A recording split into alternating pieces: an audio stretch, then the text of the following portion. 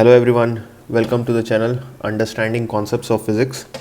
In case you haven't subscribed it yet, you may subscribe the channel and go through the other videos in order to follow this one.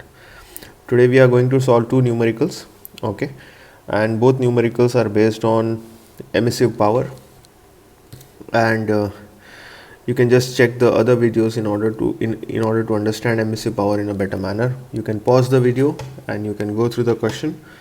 The emissive power of a sphere of area is 0.02 meters square. So this is one data, area, this is area. Then 0.5 kilocalories second per meter square. This is another data, and this is energy per second per meter square. What is the amount of heat? So we are supposed to find out heat energy.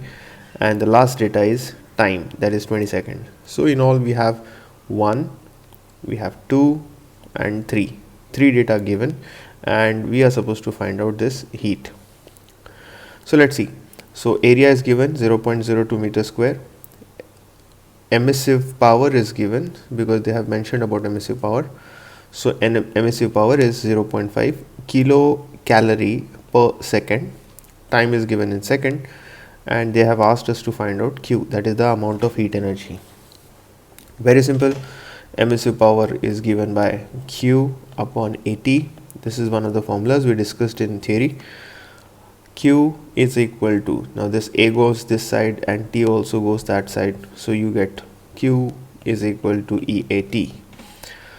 I'll put the value of E is 0.5, A ka value is 0.02 and T is 20. So if you multiply this, you will get Q equal to 0.2 kilocalories. Now because we have not converted this kilocalories into joules, our answer would also be in kilocalories, and that's not an issue. So this is one. Let's go to the other numerical. You can pause the video and just go through this question. Compare the rates. So there are two black bodies and there are two temperatures. One body is at 727 and the other body is at 227 degrees Celsius, and these both have been kept at around 27 degrees Celsius. So the surrounding is at 27. This is the surrounding temperature. These are the two bodies. Let's say this is B1 and this is B2, and this is the surrounding. Now what is the ratio of the rate of loss of heat? So I'll represent this data in a tabular form in the given. So given is body 1 and there is a body 2. The temperature is 727, the temperature is 227. There are two bodies. You need to convert this degree Celsius to Kelvin. So 727 plus 273 and 227 plus 273. So that gives me 1000 Kelvin and 500 Kelvin. Surrounding temperature I am writing as T0, and this is at 27 degrees Celsius plus 273 will give me in Kelvin, and that's temperature is 300 Kelvin. So let's see how the formula is. So the formula, what are we supposed to find out? We are supposed to find out the rate of loss of heat with the first body and rate of loss of heat for the second body, and we are supposed to find out the ratio of these two bodies. So let's see. Now the rate of loss of heat, the formula for rate of loss of heat is sigma T raised to 4 minus T0 raised to 4. This is the basic formula for rate of loss of heat. The derivation of this is discussed in the previous videos. You can just go through this, so you can follow that part. Now sigma is what is called as the Stefan's constant.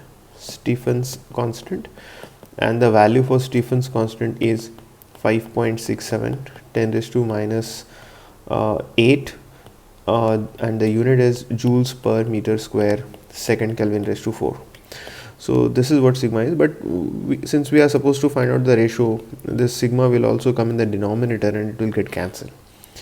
Here T stands for the temperature of the body and T0 stands for the temperature of the surrounding. So let's see.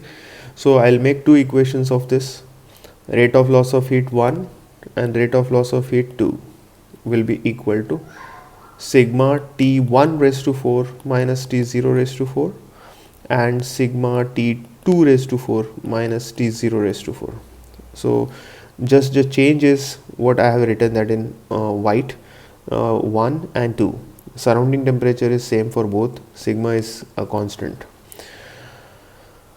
Now sigma gets cancelled, so if you see, sigma gets cancelled, and I'll put the values for T1 is given as 1000, T2 is given as 500, T0 is 300 and 300. Now there is a mathematical play over here, wherein I see that there are 2 zeros here, 2 zeros here, 2 zeros here and 2 zeros here. That means there is 10 raised to 2 in each and every term, because 100 can always be written as 10 raised to 2. Now this 10 raised to 2 is over here and it's raised to 4, so I can always write 10 raised to 2 raised to 4.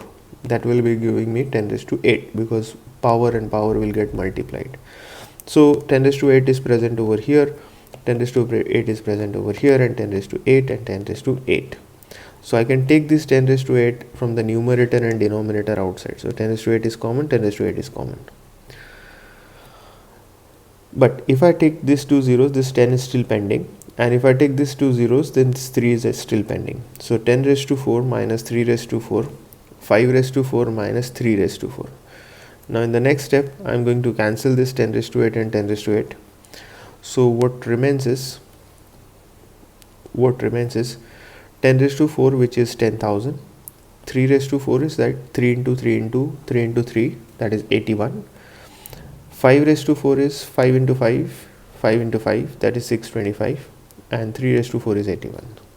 Subtracting that, I'll get 9919 divided by 544. Now dividing this is not an issue. You can just cancel this by some table, or you can do it by log and anti-log as well, or if your board allows your calculator, then you can go ahead with calculation with the calculator. Then that makes life simple.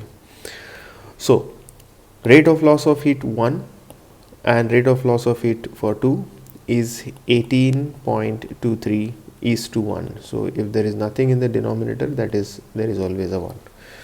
So this marks the end of this numerical. So I hope you have followed this question and also the solution. In case if you have understood and you like my videos, then I would suggest you subscribing the channel to keep following the future videos. Thank you so much. Bye.